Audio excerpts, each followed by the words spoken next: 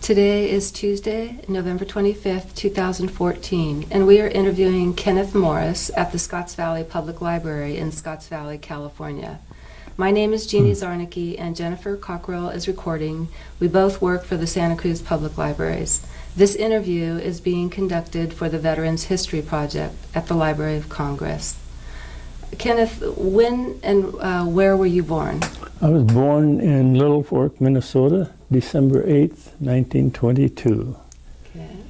And what war did you serve in? World War II. Okay. And what, in the Air Force, is that In correct? the Air Force in the European theater. Okay. Well, let's start off by having you tell us a little bit about your family background and what you were doing before you joined the military. Sure. I was born the sixth child of Kenneth and Edna Morris. My parents were the owners of a large grocery store in Little Fork.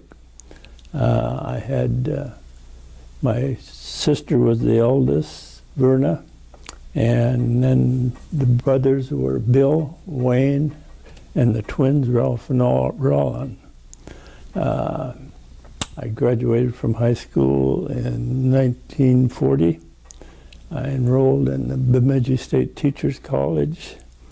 My goal was to become a physical education instructor. While there, Lockheed and other defense contractors were visiting the colleges and universities and recruiting individuals to work in their facilities. Another fellow and I thought that Lockheed was a good choice. We had our choices of going to different areas. We thought California might be the best, so we went to California and Burbank, and Lockheed hired us right away. And I worked there for 3.5 years. One of the aircraft that we were building at that time was a 4-engine bomber that, little did I know that before too long I would be flying in one of them. While I was at Lockheed, I met a young lady who happened to be also from Minnesota. She and her sister and young niece had moved to California and were working in Douglas Aircraft in Santa Monica. During the time at Lockheed, our draft board, which was in Minnesota, kept sending me notices that it might be time to go in. And the rules at Lockheed were, when we received these, to turn them into the office, and they did not want to lose the employees, so they would get hold of the draft board and we would be deferred for different lengths of time. If I remember right, the longest was 6 months, and then they would go 5 months and 4 months.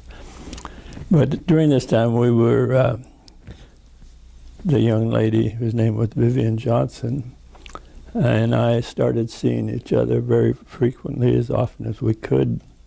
We were working 6 days a week, which made it difficult, and she worked the night shift.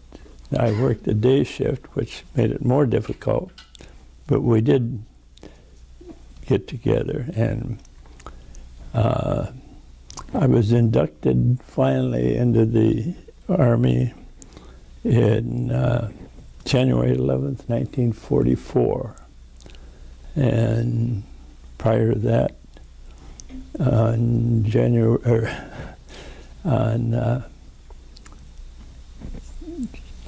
8th, 1944, we were married. And I went into active service on February 1st and was transferred to, after Fort MacArthur, where we went through a lot of testing, both academic and physical testing. I was given the opportunity to join the Air Force, which I did, and I was sent to Amarillo, Texas, for strictly basic training. one of the things I learned, or several things I learned in basic training, was the cleanliness of the bathrooms and the barracks. And the thing that stuck with me was how to make a bed. To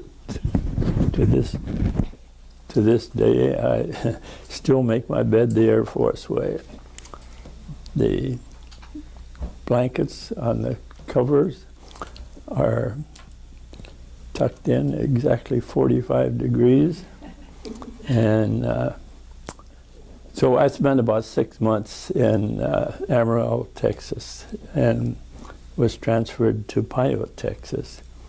Pyote, Texas turned out to be a gunnery school, where you learned armament and the different guns. Some of the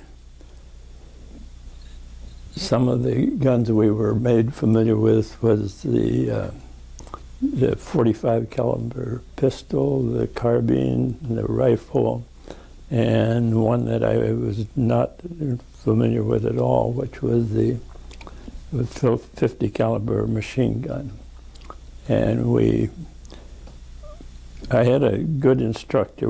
I was in a class of about 20 people. The instructor was very good, and he was patient, but he was demanding. And we would have to take these 50 caliber machine guns apart time and time and time again and reassemble them, and the same with the pistol and the carbine and the rifle. Then we were transferred out to the field where we fired the different guns, and I noticed that the instructor, who had the clipboard with him all the time, kept track of how we were progressing, and the 20 individuals that started the class started to diminish, and daily he would call names who would continue. And one of the guns that I was curious about was a shotgun, what we were going to do in the Air Force with a shotgun. And we took out to the rifle range or the shotgun range and shot skeet, and for days and days. And the purpose was to shoot at a object that was moving. And then we took us out onto a field way out outside of Pyote, and loaded us on a truck, and we started firing shotgun from a circular track. And the purpose of that was to fire at a flying object from a moving object. And this went on for quite some time, and but this time we were down to about 5 people in our class. And I don't know what happened to the others, but then I got orders to move to El Paso, Texas. And at El Paso, Texas, which was a Biggs Field on the outskirts of El Paso, and Fort Bliss, another Army base, was stationed real close to that. And I was given the opportunity, as were other married individuals, if they wanted to, they could live off base. The Air Force would give us a minor subsistence allowance to help pay for our lodging and our food. So I called my wife, and she was on the next bus out to El Paso. We rented a small apartment and lived like a freshly married family again. She got a job in El Paso and took the bus to work in the morning.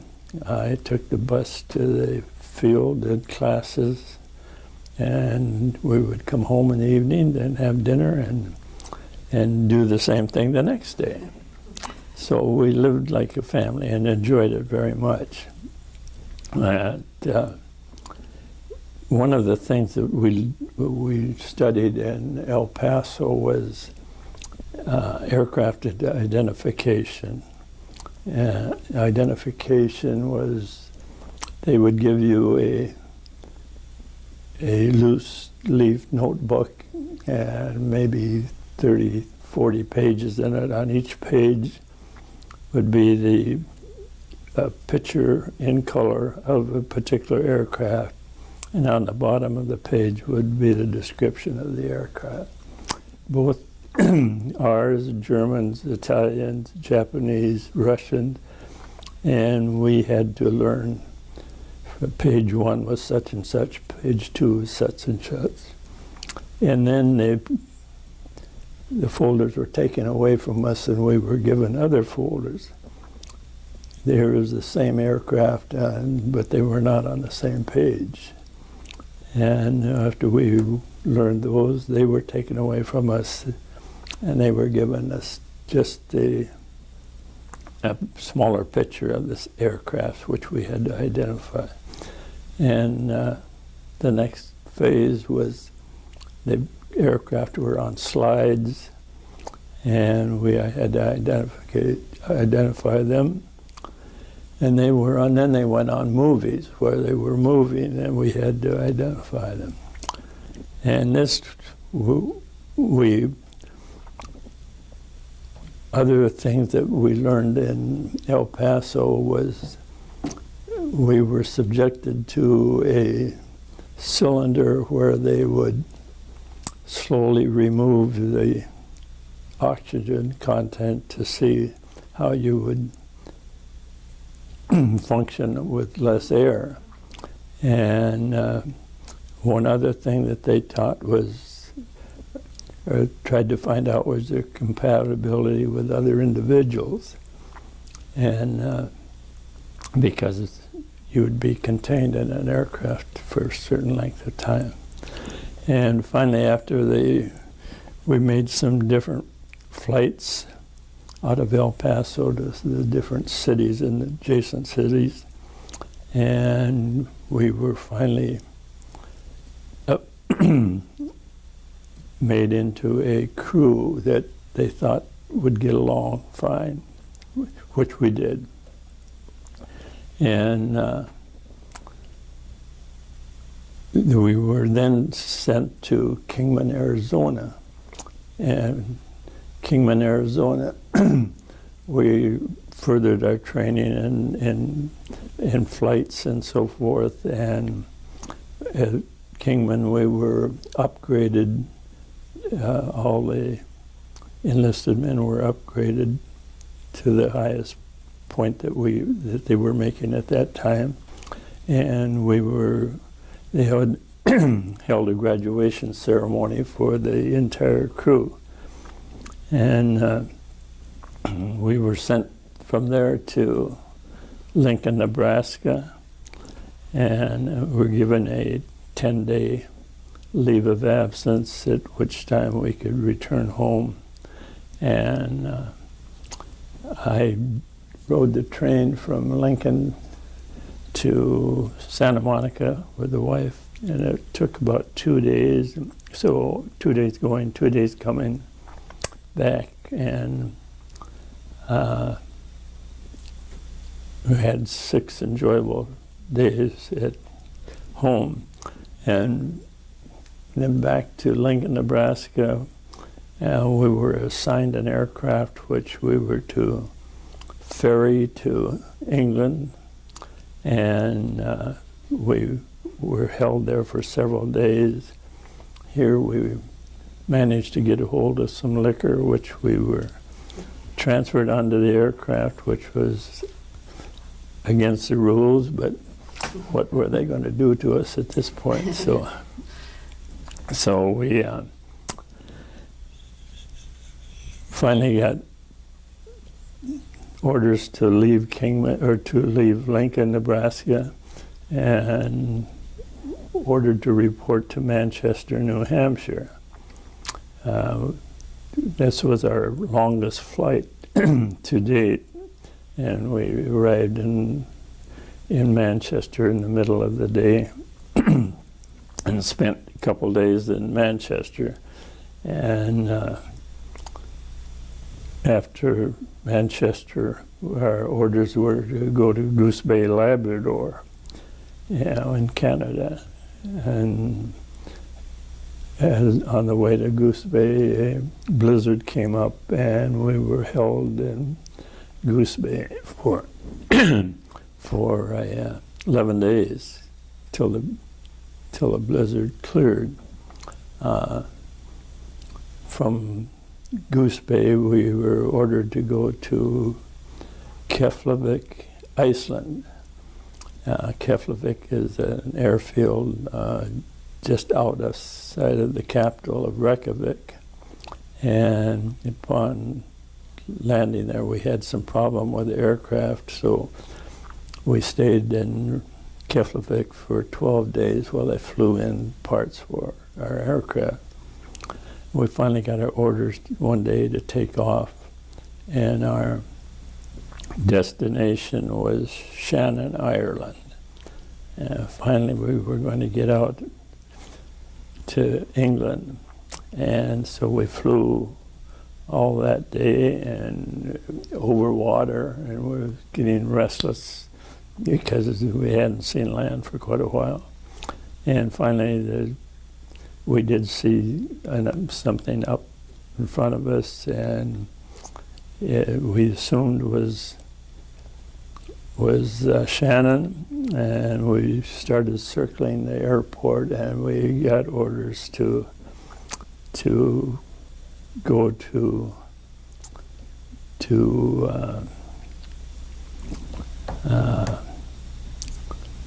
Scotland, and on the way to Scotland, the orders were changed again, and we ended up in Valley, Wales. And from Valley, we were loaded on trucks and taken to a railroad station. And the railroad station was, it was Prestwick, Scotland we were supposed to go to. And then we ended up in Valley, Wales, and took a train to the staging area where the crews were assigned to what airfield they were going to be in England. The experience with the trains in England, which reminded me of the engine of a train in an amusement park, and the coaches were, I thought, reminded me of pictures I'd seen of the cable cars in San Francisco. The passenger cars were so different from the American.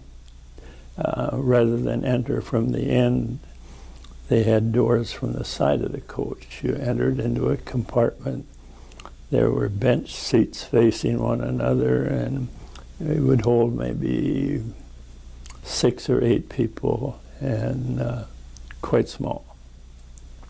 On the way to the staging area, I noticed everything was different in England. The roads were narrow and very crooked. They followed the contour of the land. The villages were small, and the homes were old. And there seemed to be, after we got out into the industrial area, a haze or smog that was covered everything. We thought that the rain might wash it off because it rained so frequently, but it just seemed to make it stick to the building. So everything was dark and what I would consider dirty and old and not very appealing. So we finally was assigned to the 351st Bomb Group in Peterborough, to Polebrook, which was at the outskirts of Peterborough. And we took the train into Peterborough. We were unloaded onto trucks again and transferred to Polebrook. At Polebrook, which was the 351st Bomb Group, we were assigned to the 509 Bomb Squadron. And we had a short tour of the base after arriving, and we showed our barracks and the different buildings, the mess halls, the latrines, the headquarters buildings, and so forth. And our barracks held about 5 crews, which would be about 30 people. The barracks were old, but they were comfortable. And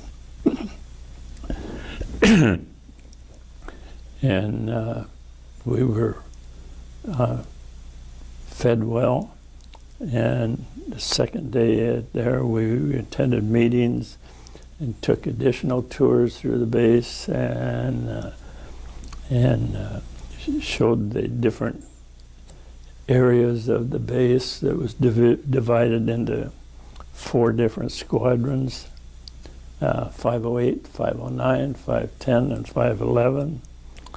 We were in the 509, and each squadron had their own separate place in the airfield, which amounted to just about 4 different airfields. And that we were given our equipment and our which amounted to our electric flying suits, our outer flying suits, our boots, our helmets, our Mae West, our parachutes, and we were then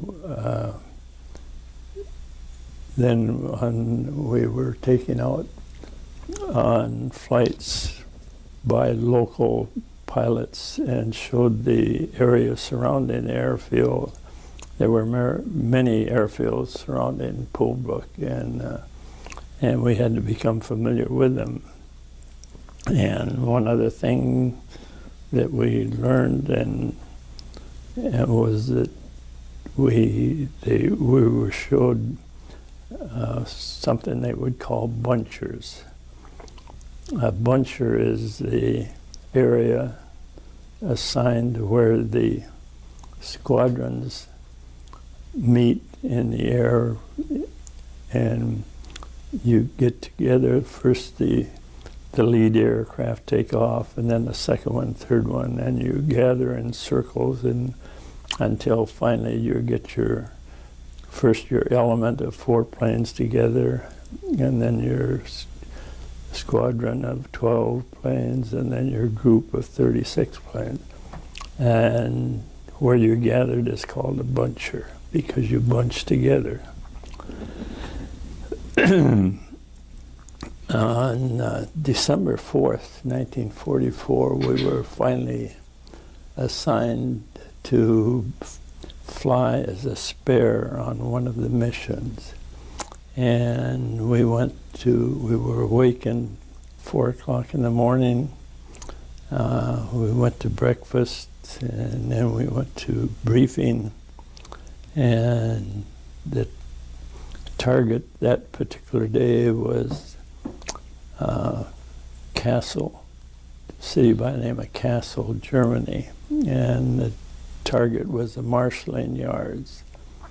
As a spare, you are the last aircraft to take off in your squadron, and you finally find the squadron at the buncher, and you follow them over to the target in case any of the aircraft falls out or has problems. We take their place of them.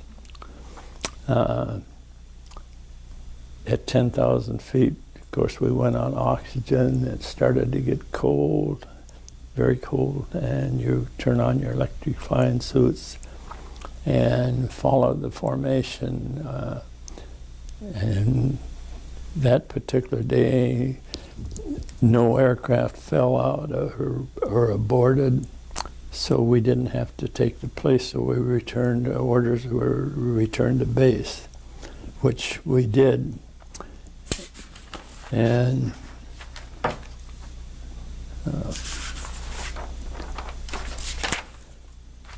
the second day,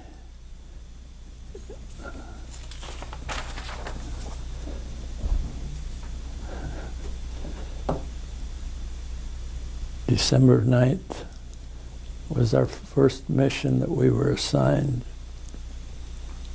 other than a spare. And December 9th, of course, was the day after my 22nd birthday. And the responsibilities I had in the aircraft was to protect the aircraft from any attacks that came from the side, the same as the tail gunner protected from the rear, the nose gunner from the top, front, and the top from turret from the top, and the ball turret from the underneath. Our target that particular day was Stuttgart, Germany. And I had a routine that I went through on every mission, that as the truck took you out after your briefing, the truck took you out to your aircraft, and while you were waiting for the flares to go off to start your engine and so forth, I'd enter the aircraft. And the rules were that after every mission, the guns had to be removed from the plane, wiped dry, cleaned, and re-oiled and put back on. So what I would do when I entered the plane was remove the back plate off of the guns to make sure that they had been cleaned and that they were ready to fire. I did that to the right hand gun and then to the left hand. I would also check the second thing I would check would be the oxygen system to make sure that the oxygen worked. Outside of being possibly shot with enemy fire, the next thing that could kill you was lack of oxygen. After I was satisfied with the oxygen working, I tried my flying suit to make sure that I had heat. And from then, I checked my intercom system with my headphones and my throat mic, if they were working.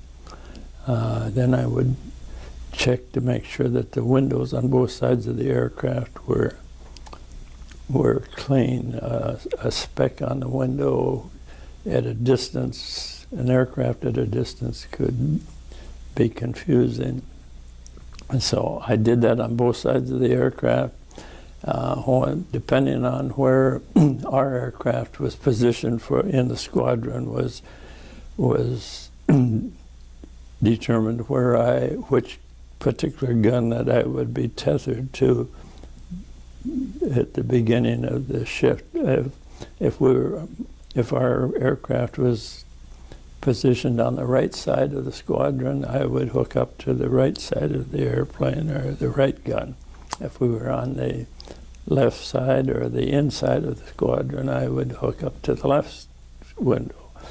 So we finally got the flare to enter the aircraft, start your engine, and that mission was to Stuttgart, Germany, which was the Sendlefield airfield, and the weather was supposedly was good that particular day, and the mission that we went was quite uneventful. We ran into no flak, and there was no fighters, and so we returned, and quite hopeful that the rest of the next 34 missions would be the same. On the second mission, December 12th, we went. Our mission was at oil fields at Mercerburg, and this one changed our mind about the missions. We ran into very heavy flak, and the thing that I first noticed was looking out the window, I could see this huge fireworks display up in front of us. And it was the largest explosions I have ever seen. And the only difference was, rather than being all in different colors, it was all one color. It was gray. And as we got closer, I determined that the shells would come up, and there'd be a red flash, which was the explosion, and there would be black smoke come out of that, and then the gray metal particles, which just would fill the air.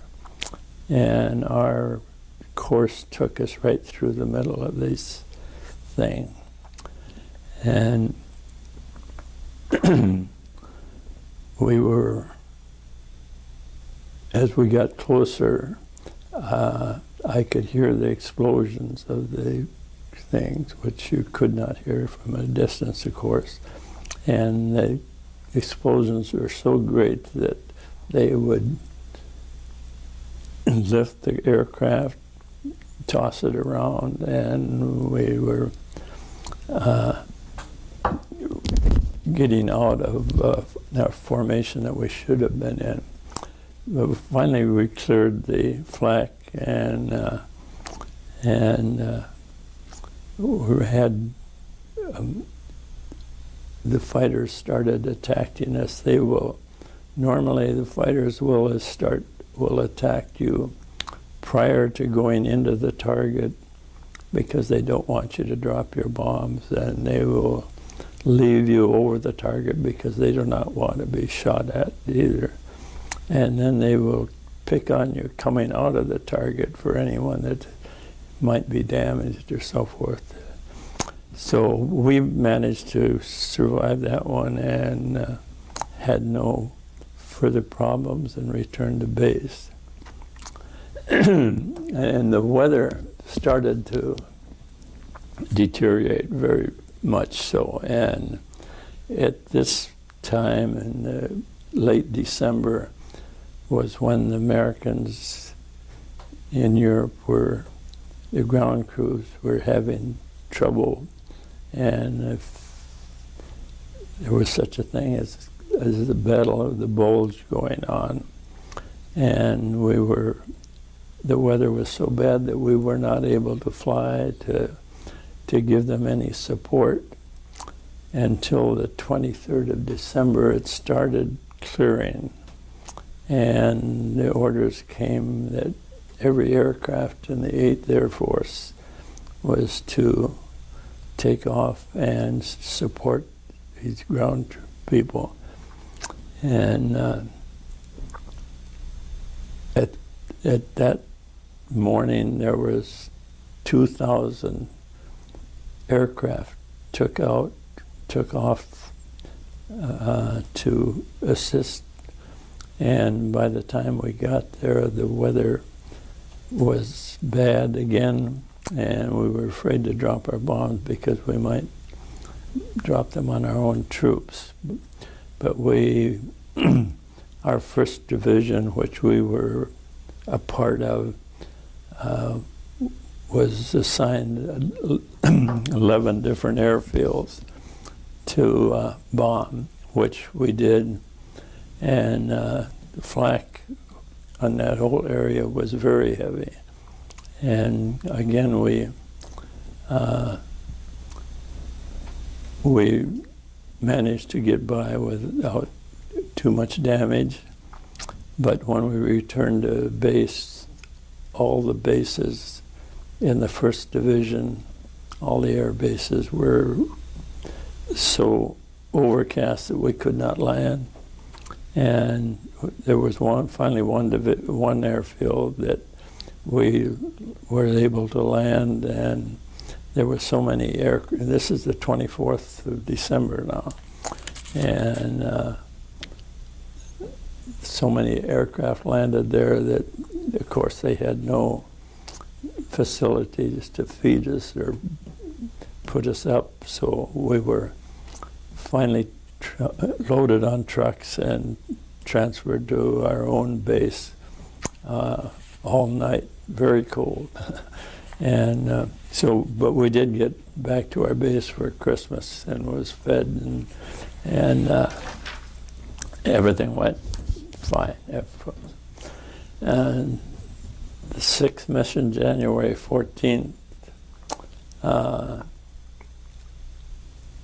it was the bridge again at Cologne, and again the orders were hit the bridge but not the cathedral on the one end of the bridge. And we ran a little flak that particular mission, and we returned with no problem. And the next day, which would have been the 15th, we were ordered to report to the headquarters building, and then we were awarded the Air Medal for completing 6 missions. And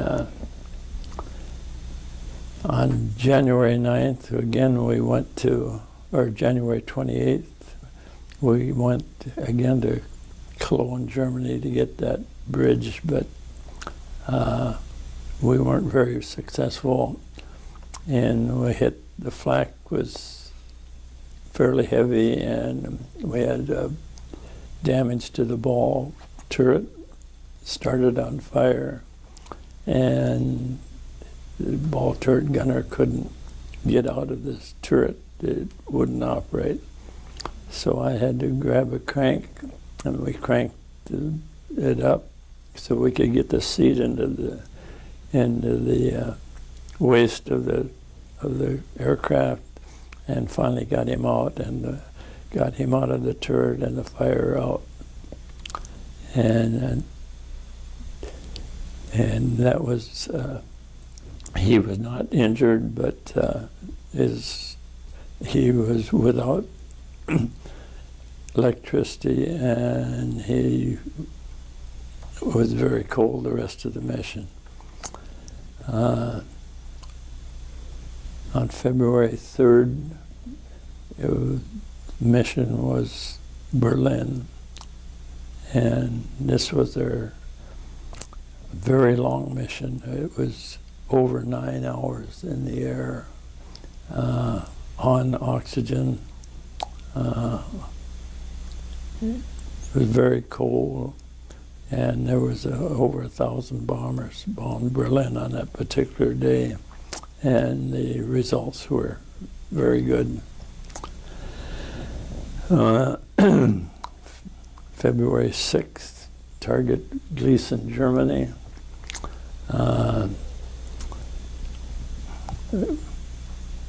One of our aircraft, there was very heavy flak again. One aircraft was badly damaged, and he crashed on landing at our airfield. He ran into another aircraft that was already parked, and there was 19 people killed on that particular mission. The ironic part was that after that mission, we were awarded another cluster to our Air Medal. On February 14th, we went to Dresden, Germany. the Russians asked for our support because they were coming from the east and they had run into a little problem and they wanted us to do some bombing. We felt at the time that because there was really no commercial parts of Dresden that contributed to the war, that it was possibly Churchill's revenge for the bombing that the Germans did on Coventry. A lot of people were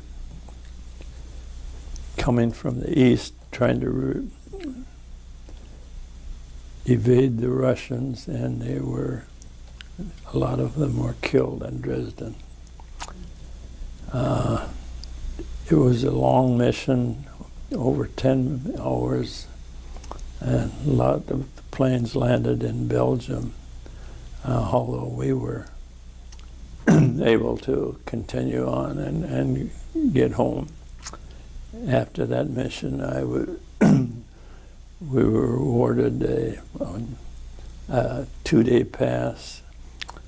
The usual thing on a 2-day pass, you'd go to London, which was about 80 miles south of Peterborough, and a day going, a day coming, and so we'd spend one night in London. We normally stayed at the Savoy Hotel, which was one of the nicer hotels in London. We would do our sightseeing around the city, and one of the places that we went to was Madame Tussaud's wax gallery, which was quite famous. And when we toured the different Parliament buildings, saw them, and the thing that was difficult in London was finding good food. It couldn't compare with what we had at the base, which was, by the way, excellent, I thought, food. There was plenty of it. Their breakfast was eggs and pancakes and sausage and just anything you wanted. And the main meals, there was ham and beef and pork, and we had very excellent food.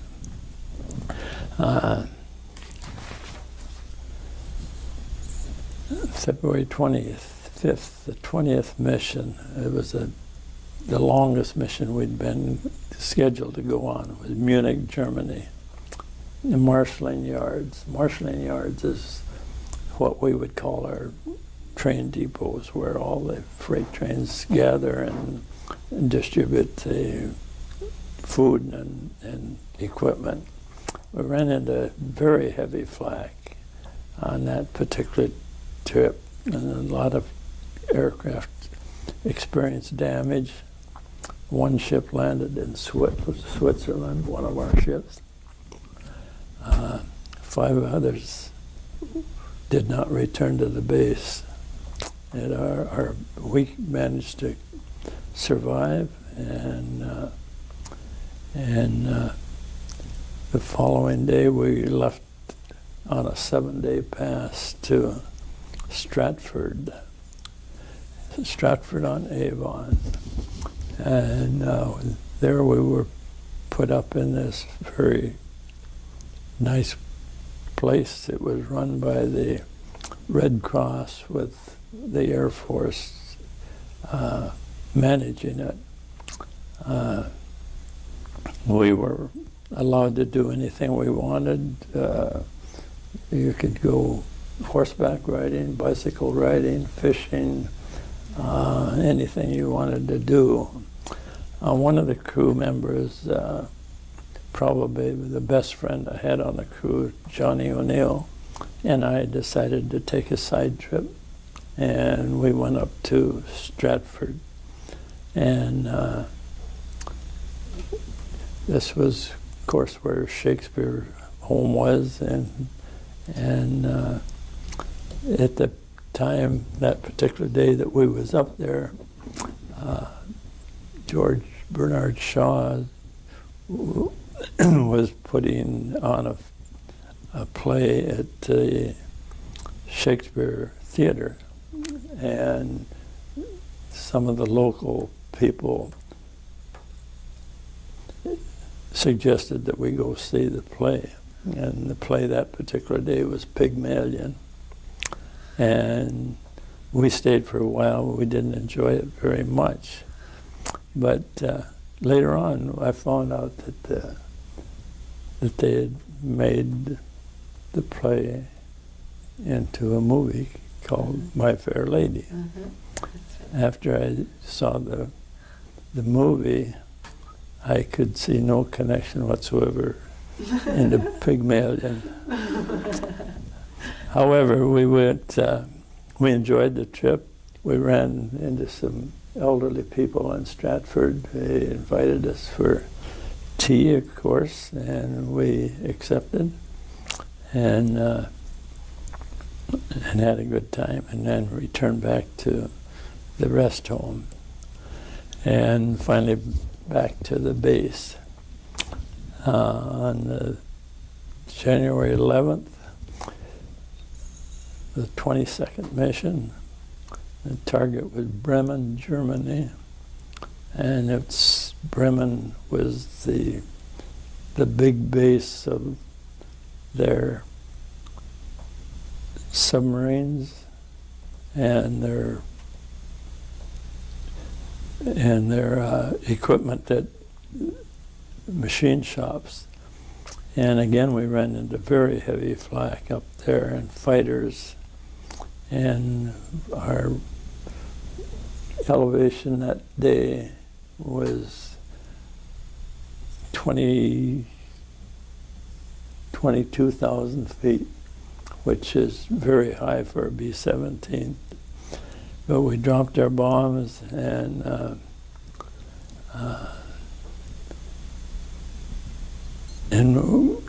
made it back to the base with no problem, other than the flak damage, which was minor. Again, on March 12th, we were ordered to bomb an area called Swinemunde. And Swinemunde was the dock where a lot of their naval ships were docked, one of them being the Admiral Scheer, which was one of the largest battleships in that day. And the Russians had requested that we bomb that. And this was a flight over the Baltic Sea, which was north of course, northern Germany. And we ran into all kinds of aircraft and ships in the Baltic Sea. And it was another very long mission.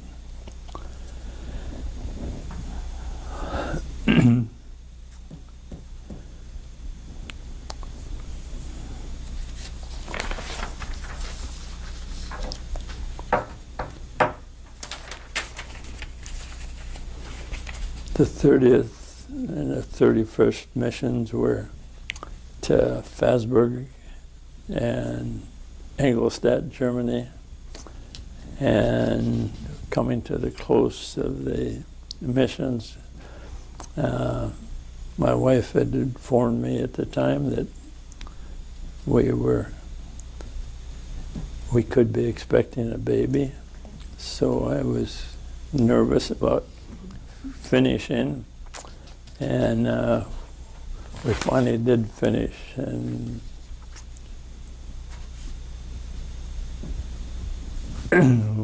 after my 35th mission, put on a train and we went to Glasgow, Scotland, and left Scotland 18th of May on the ship Isle de France, which was a luxury liner before the war, and it was very nice, but it was converted to military transport. And I left the 15th of May, left Glasgow, I arrived in New York on the 22nd of May, and then immediately transferred on ferries over to Camp Kilmer, New Jersey, where they hooked up several trains loaded with people off of the ship, and we took off for different areas of the States. The first thing I noticed when we got back to the States was everything was new. Everything was so old in England, and when you get to the States, it's new, it's clean, it's large. The buildings were large, the streets were large, everything seemed to be much larger than England. I left Kilmer, New Jersey, and first stop was Chicago. First stop that anyone could get off the aircraft, or off the train. And a lot of money was spent in Chicago. From Chicago, the portion of the train that I was on left, and the next stop was Marysville, California. The train ride through the States over the mountains was beautiful, and we entered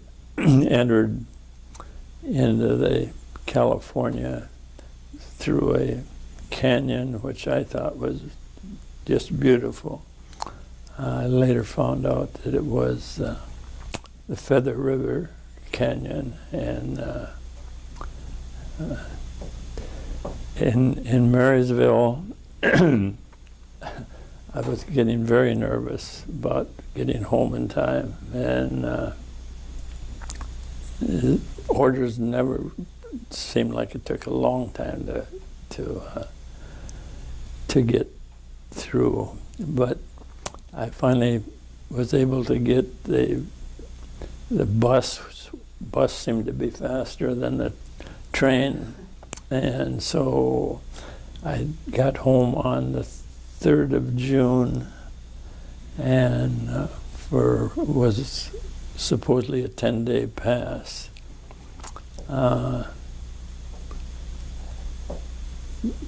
Early morning, June 4th,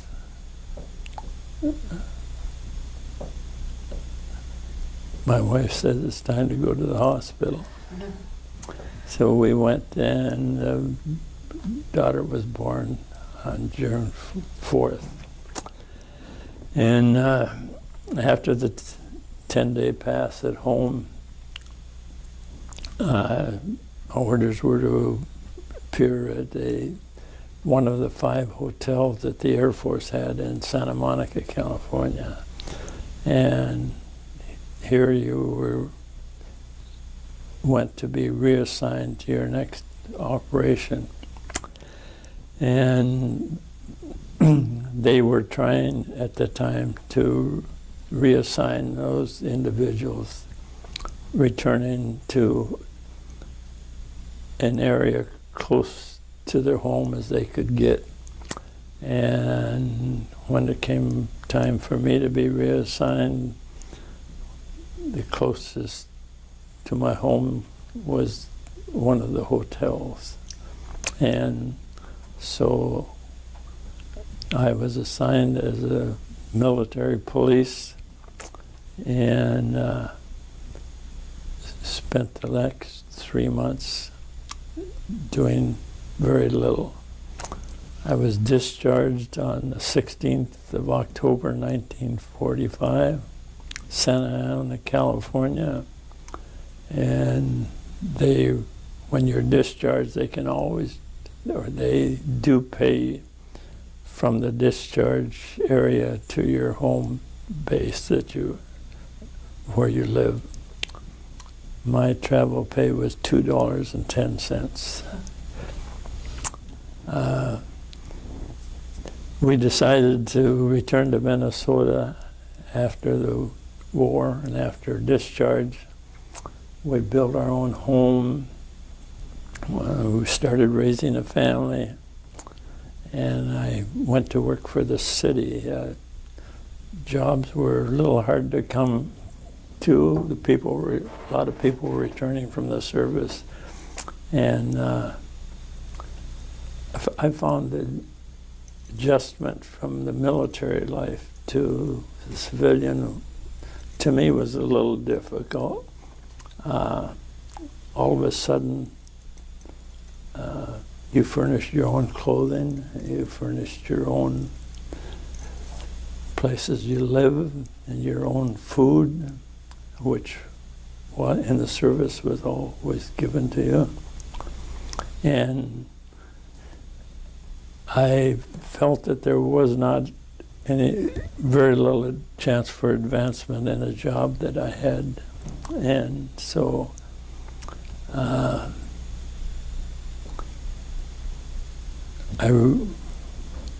heard that Lockheed was hiring again in Van Nuys, California. I went out and applied and was immediately hired. I called my wife. She sold her home and moved out, and we stayed in Van Nuys for 8 years. Bought a home in a little place called La Crescenta, which was in the foothills of the San Gabriel Mountains, and we're very happy. Children enjoyed the schools, and it was a very nice time.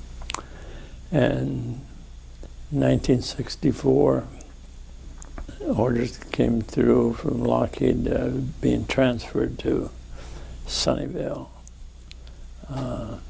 Advancements at work was happening, and so we moved to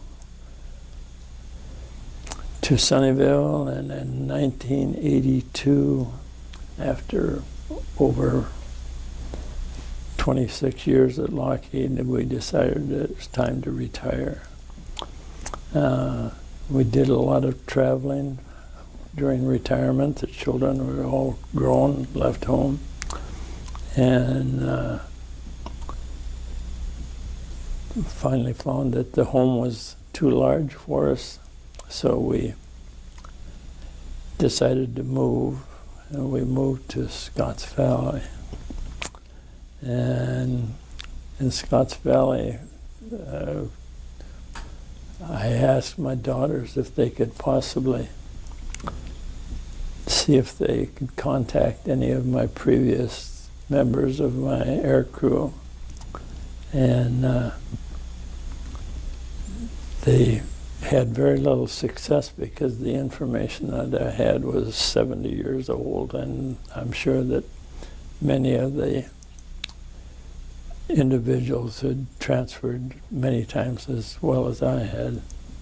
And my regret was that I hadn't tried sooner. Although the daughters did find the wife of one of my crew members who had passed away, and I got her phone number, called her, and we corresponded for a little short time until she moved back to the East Coast, and then we didn't hear from each other after that.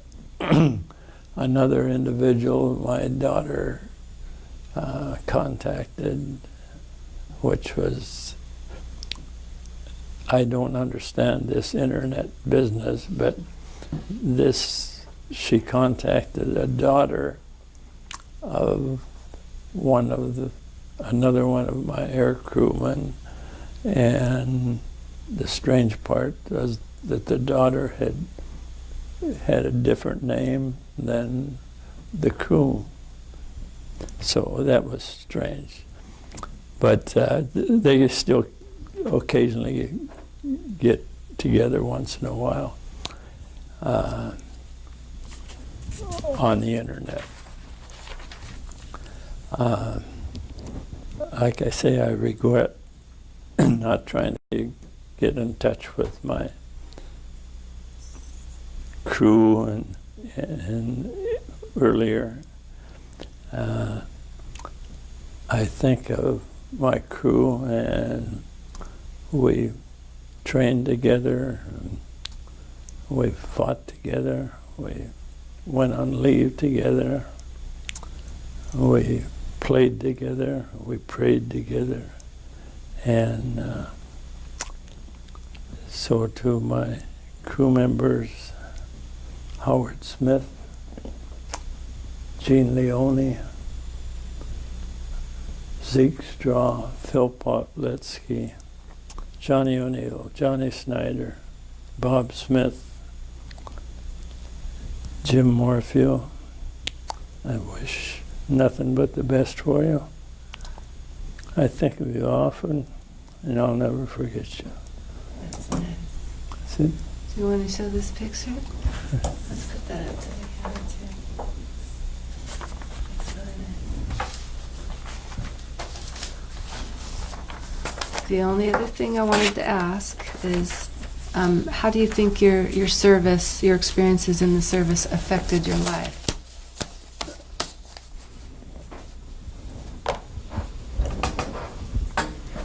Well, one thing